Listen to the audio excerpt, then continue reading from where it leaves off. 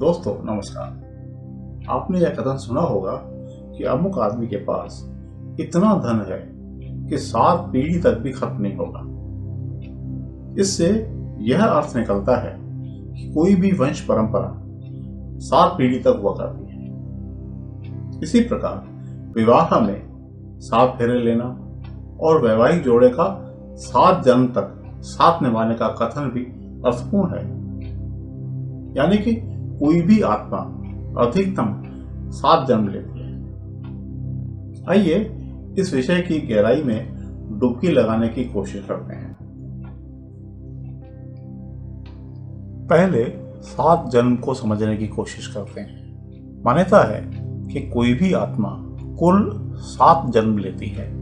अपवाद स्वरूप 7 से कम और अधिक भी जन्म हो सकते हैं। 7 जन्म की अवधारणा भारतीय संस्कृति में बहुत महत्वपूर्ण है और खासकर विवाह में इसे एक गहरी और शाश्वत प्रेम की निशानी माना जाता है। 7 जन्मों का मतलब यह है कि जोड़े का संबंध केवल इस जन्म तक सीमित नहीं है, बल्कि वे अगले 7 जन्मों में भी एक दूसरे के साथ रहेंगे। यह विश्वास रिश्ते की मजबूती और स्थिरता को दर्शाता है।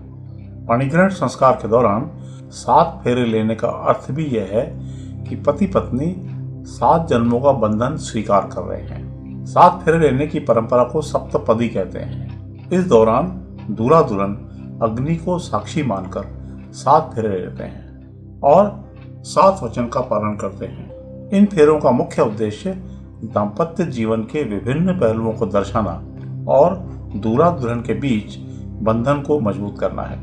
हर फेरा एक खास संकल्प या वचन का प्रतीक है, जिसमें दूल्हा और दुल्हन एक दूसरे के प्रति अपने वादों को निभाने का संकल्प लेते हैं।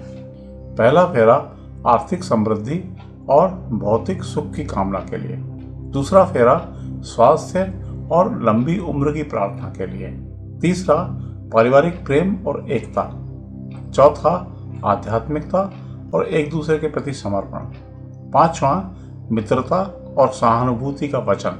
छठा संतान सुख की कामना और 7वां फेरा एक दूसरे के प्रति अनंत प्रेम और सम्मान के लिए किया जाता है। इन फेरों के माध्यम से दूल्हा और दुल्हन एक दूसरे के प्रति अपने कर्तव्यों और जिम्मेदारियों का एहसास करते हैं। यह परंपरा विवाह को सिर्फ एक सामाजिक बंधन नहीं, बल्कि एक गहरा और समर्पित संबंध बनाने का अवसर देती है। अब समझने की कोशिश करते हैं कि 7 पीढ़ी के क्या मायने हैं। 7 पीढ़ी एक अवधारणा है। इसका मतलब होता है कि किसी भी पीढ़ी में 7 लोगों का एक समूह होता है जो एक साथ किसी विचार, संस्कृति या परंपरा को साझा करते हैं। यह विचार दर्शाता है कि एक व्यक्ति की पहचान और उसके मूल्यों का निर्माण उसके पूर्वजों, परिवार और सांस्कृतिक विरासत से होता है। कई संस्कृतियों में 7 को एक विशेष संख्या माना जाता है जो पूर्णता, संतुलन और आध्यात्मिकता का प्रतीक है। 7 की महिमा देखिए कि दिन 7 ही होते हैं, रंग भी 7 होते हैं और इसीलिए कहा जाता है कि सूर्य 7 घोड़ों पर सवार होता है। ये रंग हैं बैंगनी, जामुनी, नीला, हरा, पीला, नारंगी और लाल। इसके अलावा प्राचीन भारतीय ज्योतिष और पौराणिक कथाओं में भी सूरज को विभिन्न देवताओं और ग्रहों के साथ जोड़ा गया है। इस तरह 7 घोड़ों का प्रतीकात्मक अर्थ है जो जीवन और प्रकृति के विविध रंगों और पहलुओं को दर्शाता है। चंद्रमा का एक पूरा चक्र लगभग 29.5 दिन का होता है और इसे आमतौर पर 4 भागों में बांटा जाता है: नवमी, पूर्णिमा, प्रतिपदा और अमावस्या। इनमें से हर भाग को करीब 1 सप्ताह यानी 7 दिन में बांटने का प्रचलन हो गया।